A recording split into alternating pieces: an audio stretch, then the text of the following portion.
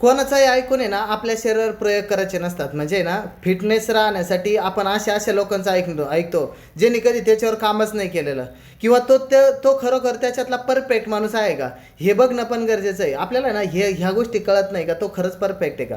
Perfect जर असेल ना तर तो ऑटोमॅटिक त्या गोष्टी त्या अनुभवातून त्याचं जे नॉलेज आहे त्याच्यातून सांगणार असतो. पण आपण इनपरफेक्ट लोकांकडे जास्त आकर्षित होतो आणि मग ते सांगतात की तू असं कर, तू हे कर, तू ते कर, आणि मग आपण काहीतरी प्रयोग करतो आणि त्याचा लॉस आपल्याला होतो. आणि मग त्रास असा होतो की कधी कधी एखादा आजार जर सुरुवात झाली ना तर त्याला लाईफ लॉंग तसाच राहायला लागतो. तर आपल्याला ज्या काही गोष्टी शिकायच्या, ज्या काही गोष्टी करायच्या ना, तर त्याच्यासाठी सगळ्यात महत्त्वाचं की तुम्ही ज्या पद्धतीनं काम करताय ना तर त्याच्यात सगळ्यात आधी की तुम्ही खरोखर तिथपर्यंत जाताय का हे बघणं आवश्यक आहे. ज्यावेळेस तुम्ही स्वतःला कोच आणि कम्युनिटीत घेऊन जाता ना त्यावेळेस कोच आणि कम्युनिटी हे सगळं गायडन्स तुम्हाला